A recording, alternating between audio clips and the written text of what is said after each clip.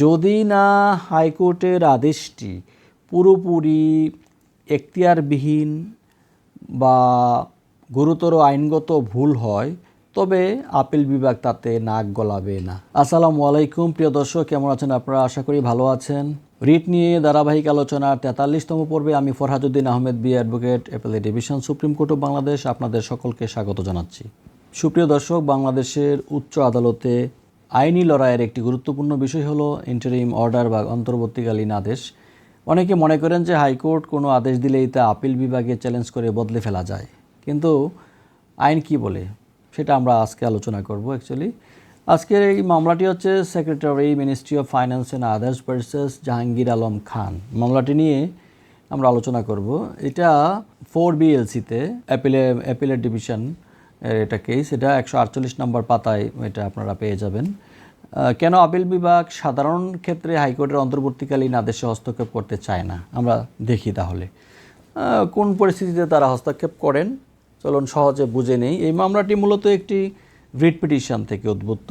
Writ petition অনুযায়ী কোনো সংক্ষুব্ধ ব্যক্তি, আমাদের সংবিধানের 102 অনুচ্ছেদ অনুযায়ী কোনো সংক্ষুব্ধ ব্যক্তি মহামান্য হাইকোর্টে রিট করেন, তখন আদালত মূল শুনানির আগে একটি অন্তর্বর্তীকালীন আদেশ বা ইন্টারিম অর্ডার বা স্টে অর্ডার বা যে কোনো ইন্টারিম অর্ডার পাস করেন। অর্থ মন্ত্রণালয় এবং আবেদনকারীর মধ্যে আইনি যে বিরোধ যেটা ছিল, এটা লেস ছিল, যেটা হচ্ছে হাইকোর্ট বিভাগ আবেদনকারীর পক্ষে একটি অন্তর্বর্তীকালীন আদেশ দেন, যার বিরুদ্ধে অর্থ মন্ত্রণালয় আপিল বিভাগে লিভ টু আপিল দায়ের করে। সরকার পক্ষের অর্থাৎ অ্যাপিলেন্টদের পক্ষে যে আর্গুমেন্টগুলো ছিল সেগুলো হচ্ছে যে হাইকোর্টের দেওয়া অন্তর্বর্তীকালীন আদেশটি একতরফা হয়েছে। ওনারা আরও আর্গুমেন্ট করেন যে এই আদেশের ফলে সরকারের প্রশাসনিক এবং আর্থিক যেই কাজ আছে সেটাতে বড় ধরনের ব্যাঘাত ঘটেছে। আরও ওনারা বলেন যে বিরোধপূর্ণ বিষয়টি চূড়ান্ত নিষ্পত্তির আগেই এমন আদেশ দেওয়া আইনগতভাবে সঠিক হয়নি। বিবাদী পক্ষের অর্থাৎ রেসপন্ডেন্টদের পক্ষে যে আইনি যুক্তি বা আর্গুমেন্ট ছিল সেটি হচ্ছে যে আদেশটি ন্যায় বিচারের স্বার্থে দেওয়া হয়েছে, আর যদি এই মুহূর্তে স্টে না দেওয়া হয় তবে আবেদনকারীর কিন্তু অপূরণীয় ক্ষতি, যেটাকে আমরা ইররিপেয়ারেবল লস, সেটা হবে বলে তারা তাদের আর্গুমেন্টে তুলে ধরেছেন। আর আপিল বিভাগের নীতি অনুযায়ী আমরা যেটা হাইকোর্টের অন্তর্বর্তীকালীন যে আদেশ আছে, আদেশে হস্তক্ষেপ করার মতো কোনো যদি ব্যতিক্রম পরিস্থিতি আসলে তৈরি হয়নি, সেটা ওনারা বলতে চাচ্ছেন। মহামান্য আদালতের পর্যবেক্ষণ এবং রায় যেটা, সেটা হলো যে গোল্ডেন রুল যেটা আছে, যে মহামান্য আদালত যেটা বলেছেন, পরিষ্কারভাবে বলেছেন, the appellate division does not ordinarily interfere with interim orders passed by the honourable high court division.